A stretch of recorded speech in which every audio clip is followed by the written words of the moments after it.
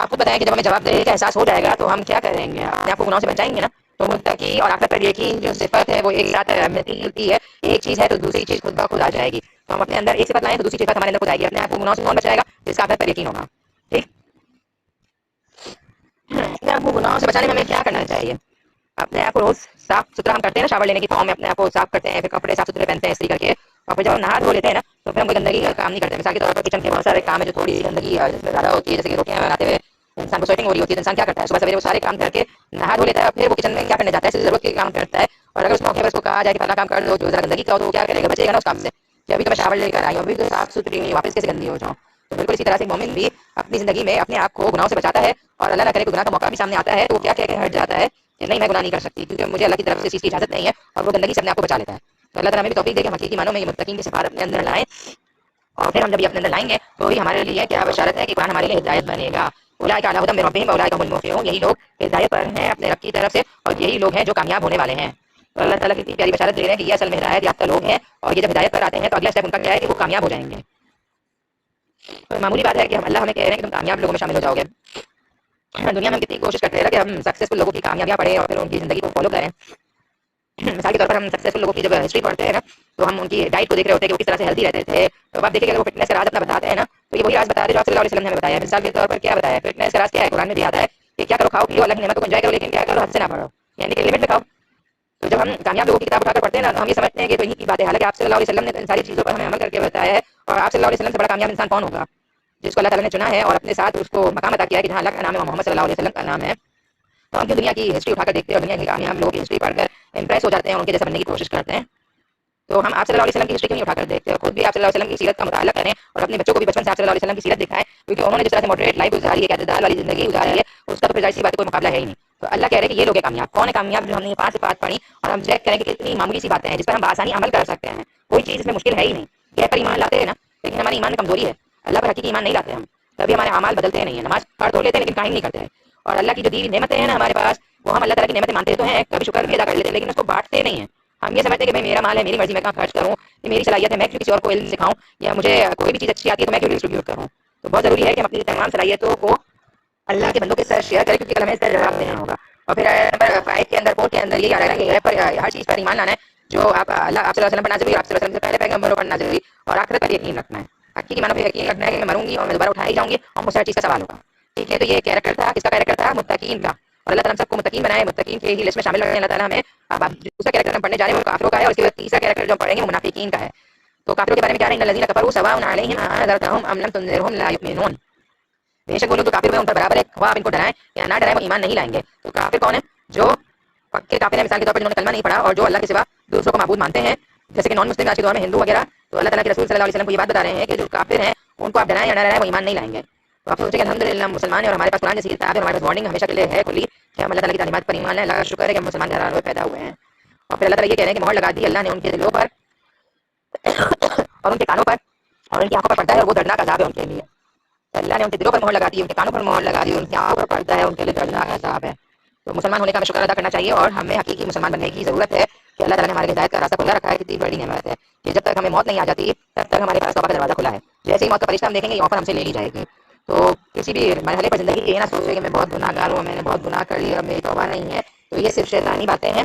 ہمیں کیا کرنا چاہیے؟ جیسے اپنی غلطی کا احساس ہو جائے فوراً سے توبہ کر لینی چاہیے. یہ نہیں سمجھنا چاہیے کہ اب تو بہت ہو گیا اور اللہ مجھے نہیں بخشیں گے. الحمدللہ وی آر مسلم, ہمارے پاس یہ اپرچونیٹی آخری سانس تک ہے. آج موت کا گھرارا جسے کہتے ہیں نا, کیا کہتے ہیں اسے, موت کی بےہوشی ہم پتہ ہونے لگے گی, ہماری جو سانس ہے حلق کے اندر پھنسنے لگے گی, اس وقت توبہ کا دروازہ بند ہو جائے گا. تو الحمدللہ اللہ کا بہت فضل و کرم ہے کہ اللہ تعالیٰ نے ہمیں زندگی جیسی نعمت دی ہے, اور زندگی سے بڑی کوئی نعمت نہیں ہے. اسی زندگی کے ذریعے سے ہم آخرت کما سکتے ہیں, اور اسی زندگی کے ذریعے سے اللہ معاف کرے غلط کام کر کے ہم جہنم کا ایندھن بن سکتے ہیں. تو چوائس ہمارے پاس ہے کہ ہم کیا کریں. ٹھیک ہے, تو ایک کیریکٹر تو آ گیا متقی کا, اللہ تعالیٰ نے انہیں شامل کرے. ایک کیریکٹر آ رہا ہے کافروں کا, الحمدللہ ہم ان میں سے نہیں ہے. ٹھیک ہے, اب ایک کیریکٹر ایسا آ رہا ہے جو ذرا سا کمپلیکیٹڈ کیریکٹر ہے, اسے کہتے ہیں منافق کا کیریکٹر. منافق تو آپ نے سن رکھا ہوگا. تو ہمیں اب فیصلہ یہ کرنا ہے, کیونکہ کافر تو الحمدللہ ہم نہیں ہے, میں منافق ہوں اللہ نہ کرے, یا میں متقی ہوں یا مومن ہوں. ٹھیک ہے, اب یہ فیصلہ آپ خود کریں گے, اور آپ اس وقت کریں گے جب آپ اس کی کوالٹی پڑھیں گے. آپ نے جب متقین کی کوالٹی پڑھی تو آپ نے دیکھا ہمارے اندر 5 صفات ہے کہ نہیں ہے موجود ہیں الحمدللہ, لیکن پالش کرنے کی ضرورت ہے. نماز بھی پڑھتے ہیں, آخرت پہ بھی ظاہر ہے مسلمان کو مانتے ہیں. کر رہی ہوں. تو میں کیا کہہ رہی تھی کہ یہ والی بات شاید میری اسکپ ہو گئی ہے 1 منٹ پہلے. میں کہہ رہی تھی کہ الحمدللہ ہم کافروں کی کوالٹیز میں نہیں ہیں, اور ہم متقی بن سکتے ہیں, کیونکہ ماشاءاللہ یہ 5 صفات ہمارے اندر کہیں نہ کہیں موجود ہیں. لیکن کیا ہے ان صفات کو ہمیں پالش کرنے کی ضرورت ہے. اللہ پر ایمان لاتے ہیں لیکن اس لیول کا نہیں لاتے جس لیول سے ہم گناہوں سے بچ سکے. ٹھیک ہے, نماز الحمدللہ ہم پڑھتے ہیں لیکن اس لیول کی نہیں جس طرح کی پڑھنی چاہیے. ٹھیک ہے, تو یہ جو صفات 5 ہم نے پڑھائی ہیں اور ہم اپنی صلاحیتوں کو بھی الحمدللہ اللہ کے راستے میں دے رہے ہیں, لیکن نیت میں بڑا ہمارے وہ آ جاتا ہے کہ مجھے اللہ نے بڑا نوازا ہوا ہے تو میں دیتی ہوں, شکر گزاری کے لیول پر نہیں دے رہے ہوتے. یہ سوچنا چاہیے کہ الحمدللہ ہم دینے والے ہیں اور دینے والا ہاتھ ہمیشہ لینے والے ہاتھ سے بہتر ہوتا ہے. تو خوشی خوشی اللہ کے راستے میں دینے والے بنے اور اس دینے کی توفیق پر بھی اللہ کا شکر ادا کریں. تو ان صفات کو پالش کرنے کی ضرورت ہے. اور اب ہم جو پڑھنے جا رہے ہیں وہ بڑی خطرناک ہے, کیونکہ اللہ معاف کرے ہمارے اندر, اللہ ہم سب کو محفوظ رکھے. اللہ سے دعا ہے کہ اللہ ہمیں صفات سے محفوظ رکھے. وہ منافق ہے اور اس کی جھلکیاں ہمارے اندر 2 منٹ دیجیے گا.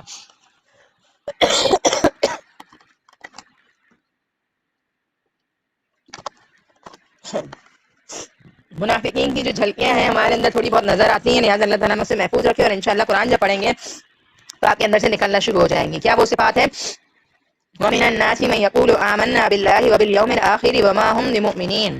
منافق کون ہوتا ہے؟ جو لوگوں سے تو کہے کہ میں اللہ پر ایمان لایا ہوں اور آخرت پر ایمان لایا ہوں, اور وہ ایمان لانے والا نہیں ہے. یعنی کہ لوگوں کو دکھا رہا ہوتا ہے اور زبان سے بڑا کہہ رہا ہوتا ہے کہ میں تو ایمان والا ہوں, اللہ پر بھی ایمان لاتا ہوں, آخرت پر بھی ایمان لاتا ہوں, لیکن اس کا دل اس چیز کو مان نہیں رہا ہوتا.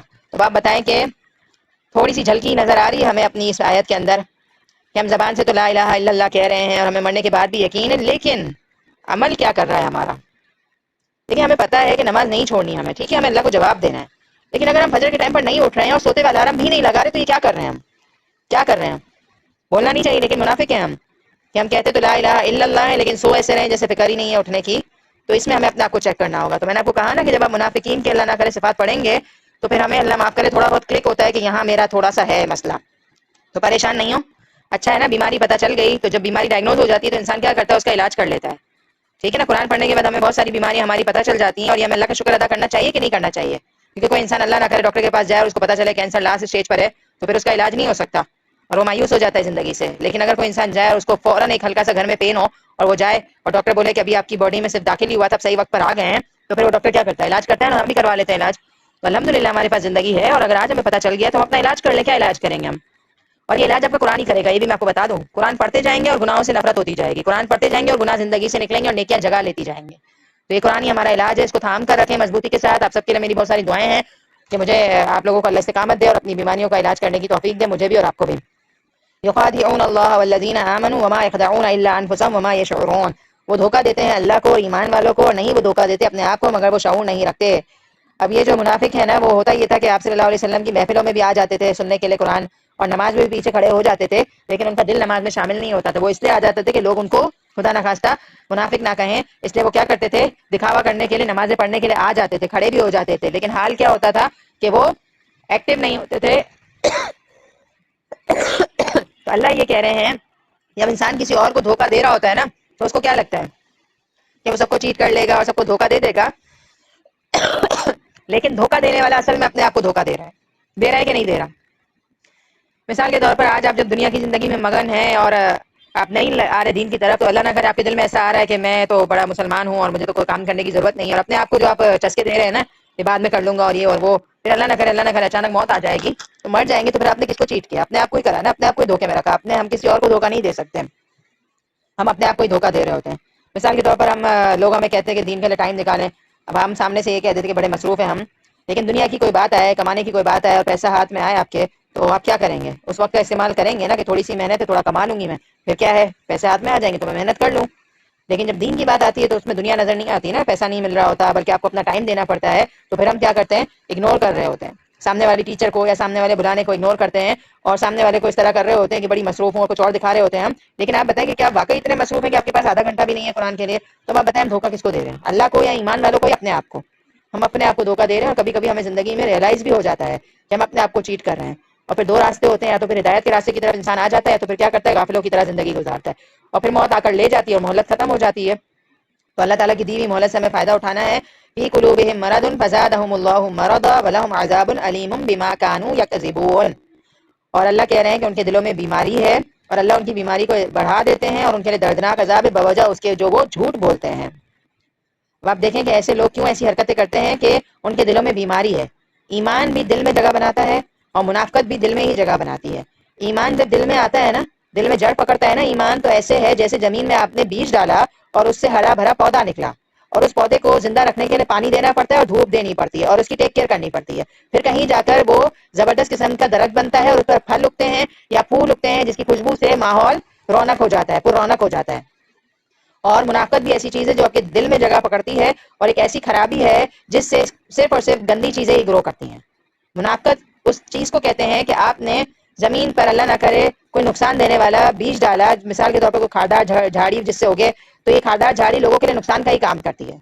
تو آپ دیکھیں کہ میرے دل میں کس کا بیج ڈلا ہوا ہے، ایمان کا بیج ہے جس سے میں لوگوں کو فائدہ پہنچاؤں گی اور خود بھی فائدہ حاصل کروں گی، یا اللہ نہ کرے نفاق کا بیج ہے جس سے میری ذات بھی متاثر ہوگی، مجھے بھی نقصان ہوگا اور میں ماحول کو بھی نقصان دوں گی۔ تو ہمیں دیکھنا ہے کہ میں کس کیٹیگری میں فال کرتی ہوں، کیونکہ منافقت ایک دل کی بیماری ہے، اور جب انسان دل کا بیمار ہو جائے تو اس پر رحم ہی کھایا جا سکتا ہے، اس کا علاج ممکن نہیں ہوتا، کیونکہ دل کی بیماری کیا کرتی ہے، انسان کو مار دیتی ہے۔ جن لوگوں کو ہارٹ اٹیکس کے پرابلمز ہوتے ہیں، ہارٹ ڈیزیز ہوتے ہیں، وہ بہت زیادہ بیمار رہتے ہیں اور کبھی بھی دنیا سے جا سکتے ہیں۔ تو منافق بھی دل کا بیمار ہوتا ہے اور ایک ایسا بیمار انسان ہوتا ہے جس کی اصلاح مشکل ہو جاتی ہے، لیکن وہی کہ اگر قرآن کی بارش پڑتی رہے اور اگر عقل انسان کو آ جائے اور وہ منافقت کا بیج اٹھا کر پھینک دے اور ایمان کا بیج اپنے اندر لگا لے تو انشاءاللہ فائدہ ہوگا۔ ٹھیک ہے، تو اگر انسان اپنا علاج نہ کرے تو اللہ کہہ رہے کہ اس بیماری کے اندر اضافہ ہی ہوتا ہے۔ کیا اضافہ ہوتا ہے؟ مثال کے طور پر انسان ایک دفعہ کسی کے سامنے دھوکہ دے دے کسی کو، تو اس کو دھوکہ دینے کی عادت پڑ جاتی ہے، وہ صحیح نہیں ہوتا بلکہ وہ آگے بڑھتا جاتا ہے اپنی اس گندگی میں، اپنے اس دلدل میں آگے نکلتا جاتا ہے۔ مثال کے طور پر کاروبار کر رہا ہے تو وہ لوگوں کو دھوکہ دے رہا ہے، چیٹ کر رہا ہے، چیزیں کم دے رہا ہے، پیسے زیادہ کما رہا ہے اور خیانت سے کام کر رہا ہے اور ملاوٹ کا کام کر رہا ہے، تو اس کو دنیا ملتی جا رہی ہے، اس کو اتنا چسکا مل جاتا ہے اس کام میں کہ وہ ایک کے بعد ایک دھوکہ دینے کا عادی ہو جاتا ہے لوگوں کو۔ تو بتائیں اس کی بیماری میں اضافہ ہو رہا ہے یا نہیں ہو رہا؟ تو اللہ ناراض ہو رہے ہیں اور کہہ رہے ہیں کہ ایسے لوگوں کے لیے دردناک عذاب ہے، کیونکہ وہ کیا کر رہے ہیں، جھوٹ بولتے ہیں۔ اور منافقوں کی ایک اور خرابی اس آیت کے اندر نظر آتی ہے کہ وہ جھوٹے ہیں، بات بات پر ان کی زندگی میں جھوٹ نظر آتا ہے۔ تو یہ جھوٹ دین پوائنٹ آف ویو سے بھی ہو سکتا ہے کہ دین کے معاملے میں جھوٹ پہ جھوٹ بولے جا رہے ہیں، یا ہم اپنی پریکٹیکل لائف میں یہ دیکھیں کہ کسی بھی قسم کا جھوٹ جو ہماری زندگی میں شامل ہے وہ ہمارے لیے نقصان دہ ہو سکتا ہے۔ بات بات پر جھوٹ بولنا، ہم اپنے کیریکٹر سے بچوں کو جھوٹ بولنا سکھا رہے ہوتے ہیں۔ فون آیا ہے، ہمارا بات کرنے کا دل نہیں چاہ رہا تو ہم اپنے بچوں کو ہی کہہ رہے ہوتے ہیں کہ تم فلاں انسان کو یہ کہہ دو کہ امی گھر پر نہیں ہیں، یا امی ابھی واش روم میں ہیں، یا امی ابھی کچن میں ہیں۔ مطلب ہم فارغ بیٹھے ہوئے بھی ہوتے ہیں پھر بھی اپنے بچوں کو غلط بات کہلوا رہے ہوتے ہیں، اور ہمارے بچے پھر کیا سیکھیں گے بتائیں؟ اور کل کو وہ بچے اسکول سے آئیں اور کوئی بات ہم ان سے پوچھیں کرتی ہیں ہمارا عمل، مثال کے طور پر بچوں کو ہم کوشش کرتے ہیں نا، ہم بچوں کو بولیں کہ آپ آہستہ آواز میں بات کرو، کچھ بچے چیخ کے بات کر رہے ہوتے ہیں، تو آپ بتائیں کہ ہم بچوں کو آہستہ بولنا کیسے سکھائیں؟ خود آہستہ بولیں ہم۔ تو ایک دفعہ استاذہ فرحت ہاشمی بھی یہی کہہ رہی تھی کہ میں اپنے بیٹے سے جب بات کرتی ہوں نا تو میری آواز اتنی ہلکے ہوتی ہے کہ میرا بیٹا کبھی کبھی مجھے یہ کہتا ہے کہ تھوڑی تو آپ تیز آواز میں بات کریں، یعنی کہ نرمی سکھانے کے لیے آپ کو نرم ہونا پڑتا ہے۔ ہم یہ کہیں کہ ہمارے بچے نرم نہیں ہیں اور ان کو غصہ بڑی جلدی آ جاتا ہے، تو بچے ماں کی عکاسی کرتے ہیں۔ جو ماں باپ غصے والے ہیں ان کے بچے غصے والے ہی ہوتے ہیں۔ اگر آپ کو کسی کے بچے کے غصے کا علاج کرنا ہے نا تو بچے کا علاج نہ کریں، ماں کا علاج کر دیں، کہ ماں کا غصہ ختم کریں تو بچے کا غصہ خود بخود ختم ہو جائے گا۔ ایک دفعہ یہ میں نے بات سنی تھی کہ ایک دفعہ ایک آدمی اپنے بیٹے کو ڈاکٹر کے پاس لے کر جاتا ہے اور یہ شکایت کرتا ہے نا کہ اس بچے کے اندر غصہ بہت زیادہ ہے، تو ڈاکٹر پہلا سوال اس کے آدمی سے یہی پوچھتا ہے کہ ایک بات بتائیں کہ آپ کی بیوی کا مزاج کیسا ہے؟ تو وہ لڑکا آدمی یہی کہتا ہے کہ وہ بڑی غصے والی ہے۔ تو پھر ڈاکٹر کیا کہتے ہیں کہ بچے کو صحیح کرنے سے بہتر یہ کہ آپ اپنی بیوی کا غصہ ٹھیک کریں۔ تو اللہ معاف کر دے ہم سب کو کہ ہم اپنے بچوں کے اندر وہی عادات ڈال سکتے ہیں جو ہمارے اندر موجود ہوتی ہیں۔ تو بات میں نے جھوٹ سے شروع کی تھی، تو جھوٹ ایک ایسا گناہ ہے، یقین مانیں ہم جھوٹ کو بہت معمولی لے رہے ہوتے ہیں نا، کہ کہہ دیا تو کیا ہو گیا، پورے دن میں پتہ نہیں کتنے کہہ لیتے ہیں ہم۔ تو ایک حدیث کا مفہوم یاد رکھیے گا کہ جھوٹ جو ہے نا، جھوٹ کی بگننگ ہوتی ہے نا، انسان کو گناہوں کی طرف لے جاتا ہے جھوٹ۔ مطلب ہمیں لگتا ہے کہ اتنی چھوٹی سی بات بول دی، اب اس سے میرا کیا گناہ، ہو سکتا ہے آپ جھوٹ بول رہے ہیں، اللہ نہ کرے آپ سے اللہ تعالیٰ اتنا ناراض ہو جائے کہ نماز کی توفیق چھین لیں آپ سے۔ آپ پڑھنے جا رہے تھے نماز اور آپ کے کوئی مصروفیت آ گئی اور آپ کی نماز رہ گئی، تو ہم نہیں فیل کرتے کہ اس جھوٹ کی وجہ سے اللہ نے مجھے محروم رکھا ہے، کیونکہ ہمارے گناہ ہمیں نیکی سے محروم کر دیتے ہیں۔ تو پھر ہم خدا نہ خاصا نماز سے محروم ہوئے، اور جھوٹ انسان کو گناہوں کی طرف لے جاتا ہے اور گناہ انسان کو جہنم کی طرف لے جاتے ہیں۔ دیکھ رہے ہیں کیا مفہوم ہے اس بات کا، جھوٹ سے گناہ اور گناہ جہنم کی طرف لے گیا۔ اسی طرح اس کا اپوزٹ ہے کہ سچ انسان کو نیکی کا راستہ دکھاتا ہے اور نیکی انسان کو جنت میں لے جاتی ہے۔ ہمیں نہیں پتا کہ ہمارے لیے جو یہ قرآن کھولنے کا یہ جو ذریعہ بنا، ہم یہ ماشاءاللہ قرآن لے کے بیٹھے ہوئے اور سمجھ رہے ہیں، کیا پتہ میری کسی نیکی کی وجہ سے اللہ نے مجھے یہ توفیق دی ہو۔ الحمدللہ الحمدللہ آپ لوگ بیٹھے ہوئے ماشاءاللہ، تو اللہ تعالیٰ نے آپ کی کوئی ادا پسند کر لی یا کوئی چیز آپ کے اندر دیکھی، آپ کو کسی قابل سمجھا، تبھی اللہ نے یہ کتاب آپ کو دی. کیونکہ ہم بھی قیمتی چیز قابل لوگوں کو ہی دیتے ہیں. اپنے گھر کی چابی کہ آپ کسی اور کو، ہر کسی کو دے دیں گے؟ کس کو دیتے ہیں اپنے گھر کی چابی؟ جس پر بھروسہ کرتے ہیں کہ بھروسے والا انسان ہے اور یہ میرے گھر میں کوئی خیانت نہیں کرے گا، اس کو گھر کی چابی دے دیتے ہیں. تو اللہ تعالیٰ نے بھی ہمیں دنیا میں یہ گائیڈنس دی ہے، تو اس لیے دیے کہ ہمارے اندر کوئی صلاحیت ہے. اور دوسرا یہ کہ جنت جیسی چیز کی جب ہمیں اللہ تعالیٰ اتھارٹی دیں گے یا وارث بنائیں گے، ہمیں جنت کا مقام دیں گے، تو کیا ایسے ہی دے دیں گے کہ ہمارے اندر کوئی کوالٹی ہی نہ ہو؟ کچھ ہوگا تو جنت میں داخل ہوں گے نا. کسی بھی جگہ کا ایڈمیشن لینا کوئی آسان بات نہیں ہوتی ہے، اس کے لیے آپ کو کیپیبل ہونا چاہیے، آپ کے اندر لکھی ہوئی جو صلاحیتیں ہیں وہ ہونی چاہیے. تو جنت میں جانے کے لیے قرآن کے اندر موجود جو بھی صفات ہیں اللہ کو پسند ہیں اور قرآن کے حساب سے گزاری بھی لائف اسٹائل وہ ہونا چاہیے. ٹھیک ہے. وَإِذَا قِيلَ لَهُمْ لَا تُفْسِدُوا فِي الْأَرْضِ قَالُوا إِنَّمَا نَحْنُ مُصْلِحُونَ. اور جب ان سے کہا جاتا ہے کہ زمین میں فساد نہیں کرو، تو وہ کیا کہتے ہیں؟ ہم تو اصلاح کرنے والے ہیں. آج کے دور میں آپ دیکھ رہے ہیں نا جو ہماری حکومتوں کا حال ہے، وہ یہی تو ہے. کیا حال ہے کہ ہم جو بھی ہمارے حکمران ہم پر مسلط ہو جاتے ہیں، وہ زمین میں کیا کر رہے ہیں؟ بہت اچھا کام کر رہے ہیں یا فساد مچایا ہوا ہے انہوں نے؟ کبھی کیا توڑ پھوڑ کر رہے ہیں، کبھی کیا نقصان پہنچا رہے ہیں، کبھی مہنگائی کو بڑھا کے رکھ دیا ہے، کبھی کیا کر رہے ہیں، کبھی کرپشن ہے. کتنی چیزیں عام ہو گئی ہیں. تو جب ان سے کہا جائے کہ آپ کیا کر رہے ہیں، تو وہ کیا کہیں گے ہمیں؟ ہم تو بڑا اصلاح کا کام کر رہے ہیں، ہم سے ٹیکسز لے کر وہ آگے اپنی عیاشیاں کر رہے ہیں، اور ہمیں یہ دکھا رہے ہیں کہ آپ سے ٹیکسز لے کر ہم کل بہت کچھ انشاءاللہ بہتری کا کرنے والے ہیں. تو دکھا کیا رہے ہیں اور بول کیا رہے ہیں اور کر کیا رہے ہیں؟ کیا کہتے ہیں جب ہم ان سے کہتے ہیں کہ یہ حرکتیں نہ کرو، مہنگائی اتنی نہیں ہونی چاہیے، اور ذرا سا اسٹیپ ہم لیتے ہیں، تو کیا جواب آتا ہے؟ ہم تو اصلاح کرنے والے ہیں. تو یہ تو دیکھیں حکومت کے لیول پر ہے، لیکن یہ آیت میرے لیے بھی ہے. میرے لیے کیا ہے یہ آیت؟ کہ میں اپنے گھر میں فساد نہ مچاؤں. جیسے ایک کی بات دوسری کو کر کے جو ایک فساد مچایا جاتا ہے نا، کہ اگر آپ سے کسی کی برائی کی ہے تو آپ جا کر اس کو بتائیں اور پھر ایک فساد مچ جائے تو اس کو اوائڈ کریں. اور اگر آپ کو کسی کو کوئی خراب بات بھی پتہ ہے تو آپ برداشت کر جائیں، یہ سوچ کے کہ گھر کا ماحول اس طرح سے خراب ہوتا ہے تو میں اس سے بچوں. اور ہمیں اصلاح کرنی چاہیے، فساد نہیں کرنا چاہیے. خبردار، بے شک وہ لوگ ہی فسادی ہیں لیکن وہ شعور نہیں رکھتے. اور جب ان سے کہا جاتا ہے کہ ایمان لاؤ، تو وہ کہتے ہیں کیا ہم ایمان لائیں بے وقوفوں کی طرح؟ خبردار، بے شک وہی بے وقوف ہیں لیکن وہ علم نہیں رکھتے. اب ان سے جب کہا جاتا ہے کہ ایمان لے آؤ، تو وہ کیا کہتے ہیں کہ ہم بے وقوفوں کی طرح ایمان لائیں. تو وہ بے وقوف خدا نہ خواستہ کس کو کہہ رہے ہیں؟ ایمان والے جو اللہ کے چنے ہوئے بندے ہیں ان کو وہ لوگ نعوذ باللہ کیا کہہ رہے ہیں کہ ہم بے وقوفوں کی طرح ایمان لے آئیں. اور اس دور میں اللہ معاف کرے صحابہ کرام کو یہ لوگ کہہ رہے ہیں، جیسے آپ صلی اللہ علیہ وسلم ان کو یوں کہتے ہوں گے نا منافقون کو، کہ آپ میرے ساتھیوں کی طرح ایمان لے آؤ. اور آپ صلی اللہ علیہ وسلم کے ساتھی کون ہے؟ صحابہ کرام. تو وہ کیا کہتے ہیں کہ کیا ہم بے وقوفوں کی طرح ایمان لے آئیں؟ نعوذ باللہ صحابہ کرام کو یا ایمان والوں کو وہ بے وقوف کہہ رہے ہیں. تو اللہ تعالیٰ یہ کہہ رہے ہیں تم خود بے وقوف ہو اور تمہیں علم نہیں ہے. یعنی کہ منافق خود بے وقوفی کر رہے ہیں دین پر ایمان نہ لا کر، اور وہ کیا کر رہے ہیں؟ دوسروں کو بے وقوف کہہ رہے ہیں. تو وہ کہتے ہیں نا کہ جو کہتا ہے وہی ہوتا ہے والی بات. آپ نے سنا ہوگا نا کہ کچھ لوگوں کو کہتے ہوئے سنا ہوگا، کوئی آپ کو پاگل کہے تو آپ کیا جواب دیتے ہیں؟ کہ جو کہتا ہے وہی ہوتا ہے. تو بالکل اسی طرح سے اللہ نے اس آیت کے اندر یہی بتایا ہے کہ منافق کیا سمجھ رہے ہیں؟ ایمان والے بے وقوف ہیں. اور اللہ کیا کہہ رہے ہیں کہ تم ان کو بے وقوف کہتے ہو نا، تم خود ہی بے وقوف ہو. کیا بے وقوفی ہے ان کی؟ کہ اتنے بڑے رسول تمہیں نظر نہیں آ رہے اور تمہیں دین کا علم سمجھ نہیں آ رہا اور تم ایمان نہیں لا رہے، اور جو لا رہے اس کو تم بے وقوف کہہ رہے ہو.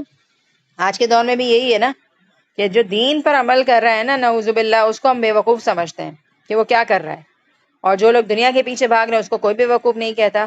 لیکن اللہ کے نزدیک کون عقل مند کون بے وقوف ہے وہ ہمیں آج پتہ چل چکا ہے کہ اللہ کے نزدیک وہ عقل مند ہے جو اپنی زندگی کا بہترین استعمال کر رہا ہے، قرآن سیکھنے سکھانے میں اپنے عمل کو بہترین بنا رہا ہے، ٹائم پر نماز پڑھ رہا ہے، اللہ کی رضامندی کے کام کر رہا ہے، اپنی اولاد کی اچھی پرورش کرتا ہے. یہ ہے عقل مند.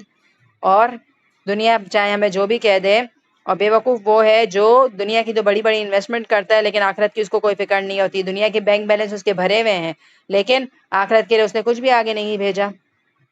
تو آپ دیکھیں کہ جب انسان مر جاتا ہے تو اس کے ہاتھ میں کچھ بھی نہیں رہتا، اس کو خالی ہاتھ جانا ہے. جو نیکیاں لے کر جا سکتا ہے بس وہی لے کر جا سکتا ہے. تو آپ بتائیں کہ بے وقوفی پھر کیا ہے؟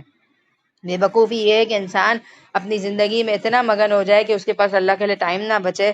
اور عقل مندی یہ ہے کہ انسان اپنی زندگی کو اعتدال کے ساتھ گزارے. دین کو سمجھائے، اپنی زندگی کو اچھے طریقے سے گزارے. اور پھر اگلی آیت کہتی ہے اور جب وہ ملاقات کرتے ہیں ان لوگوں سے جو ایمان لائے، کہتے ہیں کہ ہم ایمان لائے، اور جب اپنے شیاطین کی طرف الگ ہوتے ہیں تو وہ کہتے ہیں کہ ہم تمہارے ساتھ ہیں، بے شک ہم مذاق کرتے تھے. یہ منافقین کی دگنی پالیسی نظر آتی ہے کہ ایمان والوں کے پاس جاتے ہیں تو کیا کہتے ہیں کہ ہم ایمان لائے، اور جب شیاطین کے پاس ہوتے ہیں یعنی کہ اپنے فالوورز کے پاس ہوتے ہیں یعنی کہ دنیا دار لوگوں کے پاس ہوتے ہیں تو ان سے کیا کہتے ہیں ہم تمہارے ساتھ ہیں.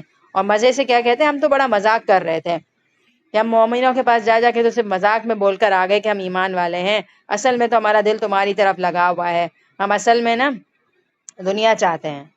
تو اس دور میں بھی یہی ہوا کرتا تھا کہ وہ صحابہ کرام کی محفلوں میں جا کر کیا کہتے تھے آپ صلی اللہ علیہ وسلم کے سامنے کہ ہم مومن ہیں، لیکن جیسے ہی کچھ لوگ دنیا کی طرف مشغول ہیں اور عیاشیاں چل رہی ہیں اور اللہ معاف کرے شراب کی محفلیں ہیں اور زنا ہو رہا ہے اور بہت گڑبڑ ہو رہی ہے تو وہاں چلے جاتے ہیں اور کیا کہتے ہیں ہم تو تمہارے ساتھ ہیں بھائی، ہم تو وہاں مذاق کر کے آئے ہیں.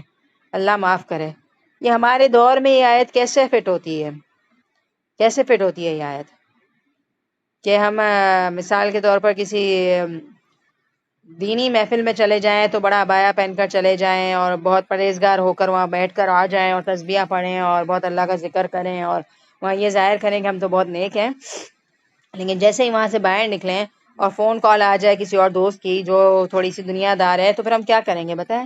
اسی عبایا میں اسی حلیے میں چلے جائیں گے اس محفل میں، یا کیا کرتے ہیں پھر ہمیں سب پتہ ہے کہ ہم کرتے کیا ہیں. قرآن جو ہے نا ایک ایک آیت ہماری آج کی زندگی سے ریلیٹ کر سکتے ہیں ہم، پتہ ہے آپ کو، کیونکہ یہ آیت اگر آپ ڈائریکٹ پڑھ لیتے نا آپ کو سمجھ ہی نہیں آئی ہوگی، لیکن میں ہر آیت کو دنیا پر لے کر آتی ہوں. ہم کیا کریں گے دنیا کی محفل میں؟ ہم عبایا پہن کر جانے میں اپنے شرم محسوس کریں گے. بہت بڑی گیدرنگ ہے اور بڑی ہائی فائی پارٹی ہے، بھائی میں عبایا پہن کر انٹر ہو گئی تو لوگ مجھے کیا کہیں گے؟ یہ کوئی بات ہے کہ لوگ کیا کہیں گے؟ ہم اتار دیں اپنا عبایا اور کپڑے پہن لیں ماڈرن ٹائپ اور بالکل ٹائٹ سے کپڑے اور پتہ نہیں کیسا، اللہ معاف کرے اپنے پارٹس کو بھی صحیح کور کرتے ہیں کہ نہیں کرتے ہم دوپٹے کے بغیر، یا دوپٹہ بس ایسے ہی گلے میں ڈال لیا فارمیلٹی والا، خوب تیار شیار ہو کر پرفیوم وغیرہ لگا کر چلے جائیں اور امپریس کریں جا کر سب کو اور کہیں کہ ہم تو تمہارے ساتھ ہی ہیں بھائی، ہمارا دل تو انہی محفلوں کی طرف ہی لگتا ہے، ہم تو وہاں مذاق کر کے آ گئے. یہ مذاق ہی ہے نا دین کا کہ ابھی آپ بیٹھے ہوئے تھے قرآن خوانی کی کلاسز میں اور ابھی آپ بھاگ گئے کہیں اور. تو کیا کریں، اگر آپ دین کی طرف آ رہے ہیں تو آہستہ آہستہ اپنا لائف سٹائل جب آپ نے بدلا ہے نا اس کو مینٹین رکھیں. اگر دوپٹہ شروع میں سر پہ لیتا ہے بندہ، ڈائریکٹ عبایا کی طرف نہیں آتا، سر پہ اس طرح کوئی اچانک کوئی کر لیا تو مشقت تو ہوتی ہے، اچانک پردہ کوئی نہیں کر لیتا. باقاعدہ ہم نے بیبی اسٹیپس لائک پہلے باہر کرا، پھر کزن سے کرنا شروع کرا، پھر ہم نے ہمت کر کے شادیوں میں کیا. تو یاد آتا ہے وہ ایک وقت، لیکن اللہ کا فضل اور کرم اور شکر ادا کرتے ہیں ہم کہ ہم نے اللہ کا شکر کر لیا. کیونکہ وہ پیک جوانی ہوتی ہے نا جب انسان بالغ ہوتا ہے، کتنی زبردست جوانی ہوتی ہے 14 سال کی عمر میں کہ انسان بڑا حسین اللہ کی طرف سے حسن بھی آ جاتا ہے نا لڑکیوں کے اندر، آپ نے دیکھا ہے خاص قسم کا حسن بھی آ جاتا ہے. تو اس موقع پر ہم کیوں لوگوں کے سامنے اپنے حسن کو دکھاتے پھریں؟ اللہ نے دی نعمت تو پھر اللہ کا ہی شکر ادا کریں. تو اس وقت یاد انسان اپنے قابو پا لیتا ہے، اور ایک دفعہ قابو پا لیتے ہیں نا پھر کنٹرول آ جاتا ہے. اور پھر اگر قابو نہ پائے نا تو ہم بے قابو ہوتے رہتے ہیں، ایک بعد ایک چیز ہماری اترتی جاتی ہے. کیونکہ شیطان کا جو کام ہے نا وہ یہ انسان کو ننگا کرے.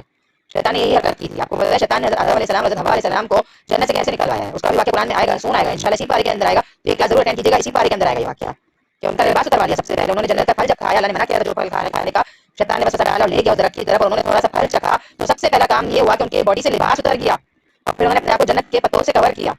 تو یہ شیطان کا پہلا حملہ تھا، اور ایسا حملہ تھا جس کی وجہ سے آدم علیہ السلام اور حضرت حوا علیہ السلام کو جنت سے نکال دیا گیا کچھ ٹائم کے لیے. سوچیں کیا بات ہے، یہ کوئی معمولی بات ہے؟ تو ہم اپنے آپ کو دیکھیں کہ ہم کر کیا رہے ہیں. آج ہم سب کو اپنی اصلاح کی ضرورت ہے. اللہ تعالیٰ ہم سب کے دلوں میں قرآن کی محبت ڈال دے اور ہم سب اپنی اصلاح کریں. میں یہی رکھتی ہوں، آپ میں سے کوئی کچھ کہنا چاہے تو وہ کہہ سکتا ہے.